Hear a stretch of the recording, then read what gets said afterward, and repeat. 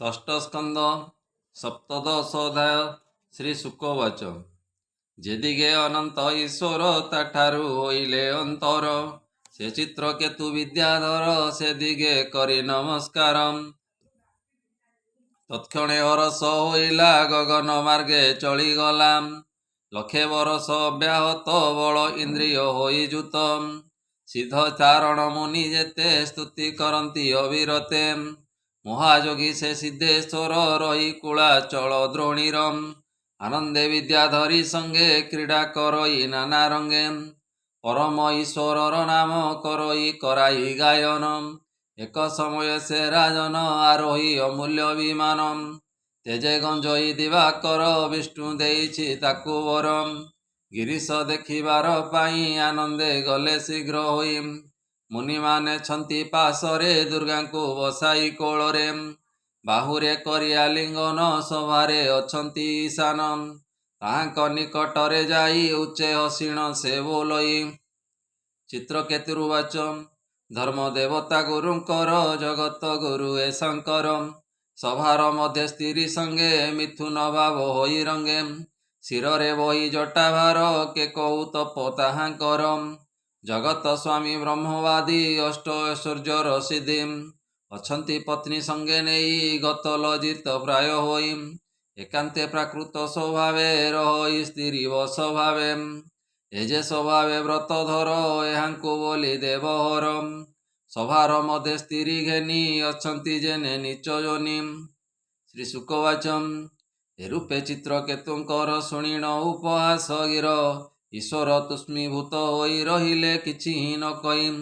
ସେଠାରେ ଯେତେ ଦେବେ ଥିଲେ ସେ ମଧ୍ୟ କିଛି ନ କହିଲେ, ଜାଣେ ସେ ଜିତେନ୍ଦ୍ରିୟ ମୁହିଁ ସମୃଦ୍ଧ ଲାଭେ ଗର୍ବ ବହି। ବଡ଼ିମା ପଣେ ବାରମ୍ବାର ନିନ୍ଦିଲା ଶିବଙ୍କୁ ଅପାର, ଚିତ୍ରକେତୁର ଏହି ରୀତି ସହି ନ ପାରି ଭଗବତୀ। ପାଞ୍ଚିଲେ ଦୁଷ୍ଟ ପାମରର ଗର୍ବ ହୋଇଛି ଗୁରୁତର, ବ୍ରହ୍ମା ନାରଦ ଭୃଗୁ ଋଷି ସେବନ୍ତି ଯାର ପାଦେ ଆସି। ତାହାଙ୍କୁ କରେ ଅପମାନ ଏଣୁ ଏ ଦଣ୍ଡକୁ ଭାଜନ। ପାର୍ବତୀ ଉବାଚ। ମନରେ ଦଣ୍ଡ ଅବଧାରି ବୋଇଲେ ସମ୍ବୋଧନ କରି, ରେ ପୁତ୍ର ତୋହର ଦୁର୍ମତି ଘଟିଛି କହୁଛୁ ଅନୀତି। ଏହେତୁ ଅସୁର ଯୋନିରେ ଜନମ ଲଭତୁ ବେଗରେ। ଶ୍ରୀ ଶୁକବାଚ। ଏ ସାପ ପାଇଣ ସେ ରାଜନ, ବିମାନୁ ଖସିଣ ତକ୍ଷଣ। ନତମସ୍ତକେ ଶୀଘ୍ର ଗତି ପ୍ରସନ୍ନ କରିବାରେ ସତୀ। ଚିତ୍ରକେତୁର୍ବାଚ। ଭୋଦୁର୍ଗେ ଶୁଣ ମୋ ବଚନ, ସାପ ମୁଁ ଘେନିଲି ଶିରେଣ। ଭୋଦେବୀ ଅସୁର ଯୋନିରେ ଜନ୍ମ ଯେ କହିଲ ମୋହରେ, ସେ ମୋର ପୂର୍ବର ଅର୍ଜନ କହିବି ହୁଅ ସାବଧାନ। ଏ ସଂସାରେ ଯେତେ ଜନ୍ତୁଛନ୍ତି ଅଜ୍ଞାନ ମୋହରେ ବଞ୍ଚନ୍ତି, ଏ ଭ୍ରମଣ କରି ଅନୁକ୍ଷଣ ଭୁଞ୍ଜନ୍ତି ଦୁଃଖ ସୁଖ ମାନ। ଈଶ୍ୱର ମହିମା ନ ଜାଣି ଯେତେ ବୋଇଲି ପରିମାଣି, ସଭାର ମଧ୍ୟ ଦୁଷ୍ଟମତି ହେବାରୁ ପାଇଲି ଦୁର୍ଗତି। ଗୁଣର ପ୍ରଭାବଟି ଏହି ସାପ ଅନୁଗ୍ରହ ବା କାହିଁ, କେ ଅବା ସୁଖ କେ ବା ଦୁଃଖ, କେ ଅବା ସ୍ୱର୍ଗ କେ ନରକ। ଏକଇ ପ୍ରଭୁ ଆଦି ମୂଳ, ମାୟାରେ ସୃଜଇ ସକଳ। ଏ ମାୟା ବୋଧ ମୁଖ୍ୟ ହୋଇ ସୁଖ ଦୁଃଖକୁ ସେ ଲଭଇ, ଏକଇ ପୁରୁଷ ମୁରାରି ତାହାରେ ମିତ୍ର ବା ଅରି।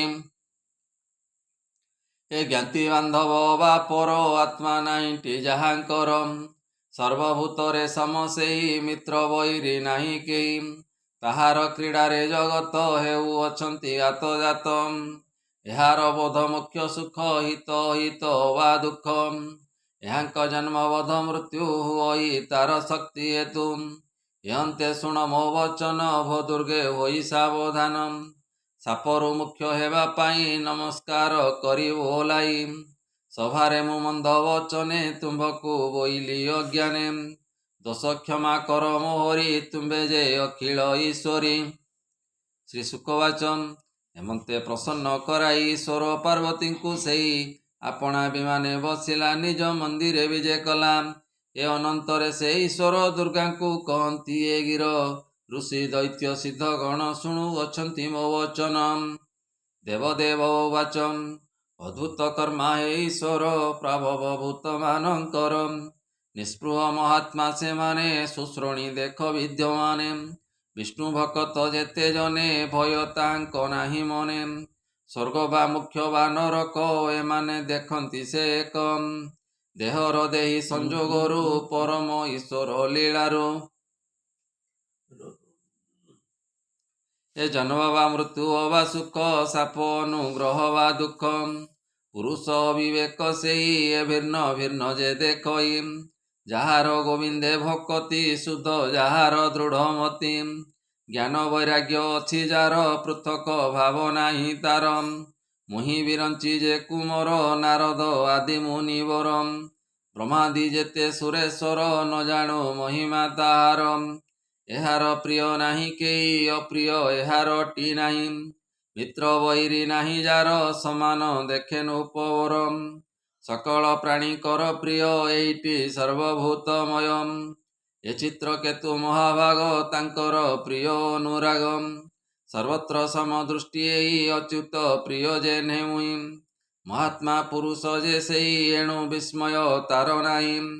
ନଡରି ସ୍ଥିର କରେ ମନ ବିଷ୍ଣୁ ଭକତ ଯେଉଁ ଜନ। ସମଦରସି ଶାନ୍ତ ଯେହି ବିସ୍ମୟ ବା ତାର କାହିଁ। ଶ୍ରୀ ଶୁକବାଚ ଏ ଶିବଙ୍କ ଭାଗବତ ବାଣୀ ହରଷ ଶୁଣିଣ ଭବାନୀ। ସେ ରାଜା ସ୍ଥିର କଲେ ମନ ବିସ୍ମୟ ଛାଡ଼ିଲେ ତକ୍ଷଣ। ସେ ଚିତ୍ରକେତୁ ଏ ସଂସାରେ ଦେବୀର ସାପ ଘେନି ଶିରେ। ତାହାର ଏ ସାଧୁ ଲକ୍ଷଣ ଯେଣୁ ସାପ କଲା ଗ୍ରହଣ। ଏ ତୁଷ୍ଟୁ ଯଜ୍ଞ ଦକ୍ଷିଣାଗ୍ନିରେ ଜନ୍ମିଲା ଦାନବ ଯୋନିରେ। ବୃତ୍ର ହୋଇଲା ସେ ରାଜନ ଜ୍ଞାନ ବିଜ୍ଞାନରେ ସମ୍ପନ୍ନ। ଯେ ପ୍ରଶ୍ନ କଲୁ ନୃପବର କହିଲୁ ତୋର ଆଗର। ଗୋବିନ୍ଦ ମତି ବୃତ୍ରାସୁର ଜନ୍ମର କାରଣ ତାହାର।